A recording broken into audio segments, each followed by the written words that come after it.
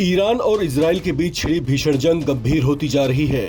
दोनों देश एक दूसरे पर मिसाइलों, ड्रोन्स और हवाई बमबारी कर रहे हैं। इजरायली प्रधानमंत्री बेंजामिन नेतन्याहू और ईरान के सुप्रीम लीडर अली खामेनेई एक दूसरे को खुली धमकियां भी दिए जा रहे हैं। कभी एक दूसरे के मित्र रहे ईरान और इजराइल कट्टर दुश्मन बन चुके हैं। ऐसा लग रहा है जैसे वे एक दूसरे को मिटा देना चाहते हों। इस पूरे फसाद की जड़ अमेरिका की ओर से ईरान पर मढ़े गए दो प्रमुख आरोप हैं। पहला आरोप ईरान पर यह है कि वो चोरी छुपे सैन्य परमाणु कार्यक्रम पर काम कर रहा है और दूसरा आरोप यह है कि गल्फ रीजन में वो विद्रोही समूहों को फीड कर रहा है। इसके चलते इजराइल हमास वॉर डाइवर्ट होकर अब इजराइल ईरान वॉर में तब्दील हो गया है।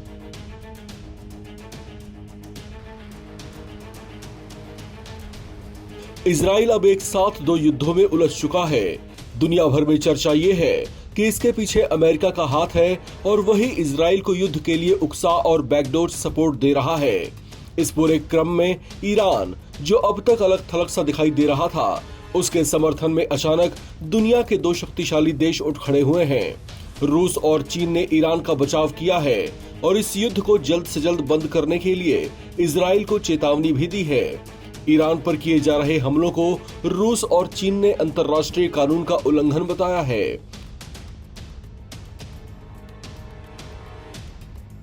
ईरान के खिलाफ लड़ाई में इजराइल का साथ देने वाले देशों को चीन ने चेतावनी दी है। अमेरिका के इजराइल के साथ युद्ध में सीधे शामिल होने की अटकलों पर चीन की सत्ताधारी कम्युनिस्ट पार्टी के मेंबर्स की ओर से सख्त बयान आए हैं। चाइनीज कम्युनिस्ट पार्टी मेंबर्स ने साफ शब्दों में कहा है कि अमेरिका को इजराइल का साथ देने का विचार छोड़ देना चाहिए।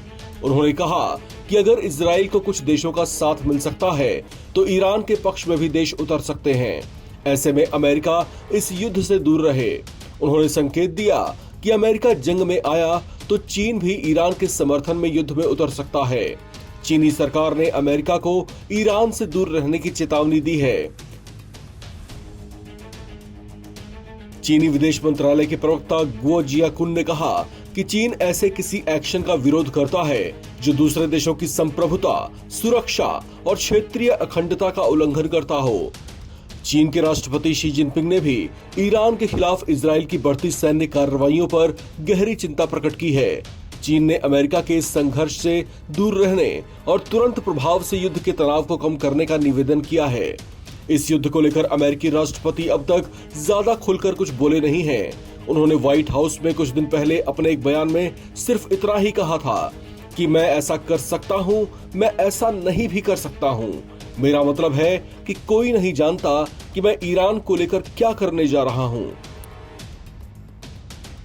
यानी डोनाल्ड ट्रंप क्या करने जा रहे हैं इसकी उन्होंने थाह नहीं दी। हालांकि कुछ ना कुछ वो जरूर करने जा रहे हैं, इतना उनके इस बयान से जरूर साफ हो गया था।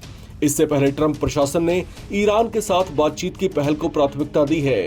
हालांकि एटॉमिक डील को लेकर पहले ही कई दौर की बैठकें बेनतीजा रहीं। ऐसे में नई बातचीत से ज्यादा कुछ खास असर पड़ेगा, कोई उम्मीद करना बेमानी है। इस पर कुछ बुद्धिजीवियों ने ये कहना भी शुरू कर दिया है कि अमेरिका किसी घातक चाल को अंजाम दे सकता है। हालांकि इससे पहले उनकी ओर से ऐसा कुछ किया जाता, ईरान के समर्थन में रूस और चीन उठ खड़े हुए हैं। कहा जा रहा है कि इससे इजराइल समेत अमेरिका भी जरूर दबाव महसूस कर रहे होंगे और ऐसा भी संभव है कि ईरान इजराइल का यह युद्ध जल्दी ही समाप्त हो जाए। इस खबर में फिलहाल इतना ही। बाकी अपडेट्स के लिए आप बने रहें एनबीटी ऑनलाइन के साथ।